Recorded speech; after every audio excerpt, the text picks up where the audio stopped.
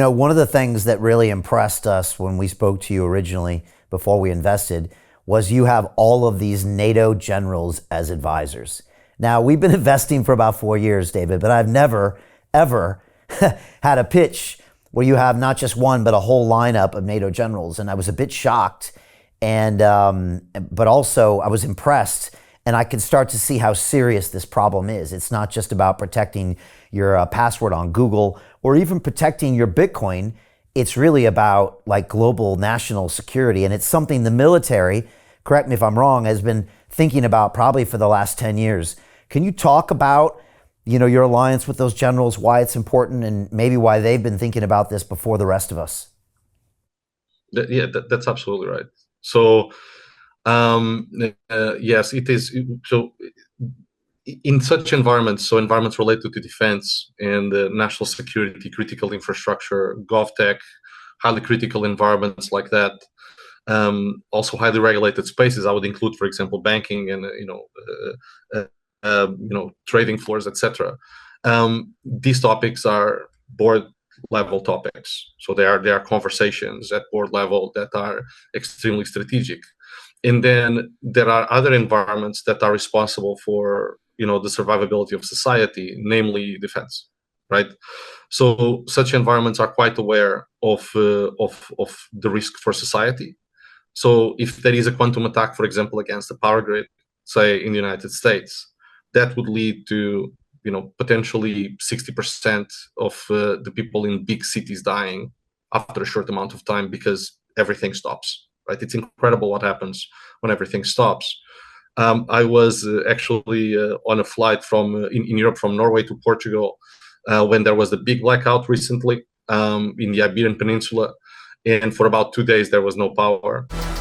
What the London Real Investment Club actually does for you, it gives you the keys to open that door to the inside deals. In the last 3 weeks, I've participated in 3 incredible deals: a layer 2 Bitcoin protocol, an incredible AI protocol. The deal flow is beyond what I expected. I don't think I've ever seen a model like this that just gives average folks the opportunity to be behind the deals, and that's exactly what we've done. Not only that, you get to hang out with Brian Rose every week, and for me, that was huge because I look at Brian as somebody who's not only an expert in the space, and I think is on the leading edge, but just the leading edge of thought with London Real and the work he's doing there. To anyone who's taking a serious look at this, I know it's a big decision. It was a big decision for me and my family, and it is one of the best decisions I've ever made. So I wish you all the best and hope you come join us.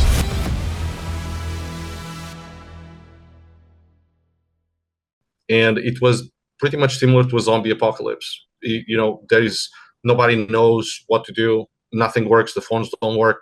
You can't call an Uber. Everybody's stuck. The trains don't move. You can't call your loved ones. You don't know if people are flying or if their planes landed in a place or in another place, so on and so forth. It's very disturbing. There's no water in the faucet, right? So a quantum level attack allows for a level of supremacy and access that is completely it's something that nobody has ever seen, right? But it's something that people in that space are quite aware, right? So I'm going to give you a quote, but the country that achieves quantum supremacy first will rule the world. This is a quote by Vladimir Putin. And there's similar quotes on both sides of the Atlantic. And the focus on such technologies is such that, for example, the Chinese government has been investing more in quantum technology than they have invested, for example, the last years in their nuclear program. And that tells you how strategic this technology is for supremacy. Because once you have access to quantum supremacy, all the passwords, all the encryption, all the things that are protecting things that matter, that should be secret, are now gone. You have gained supremacy. In other words, the other side has lost sovereignty. So this is how important it is to actually mitigate this risk, because it is a survivability risk. And these environments live under the umbrella of strategy, and there's nothing more strategic in our lifetimes than actually mitigating for a complete collapse of authenticated access, which is what quantum will allow for. In some ways, David, is quantum or the race for quantum more important than the race for AI? Yes, it's much bigger than that. It's much bigger than AI. AI just happens to be the shiny object right now, because there is a lot of connection that you can have with it, right? Even though it's fake, it's not a real thing. But AI can actually run on top of quantum, and quantum will unlock different levels of AI, even potentially, other levels of AI supremacy. And AI will lead, I am sure, the quantum threat.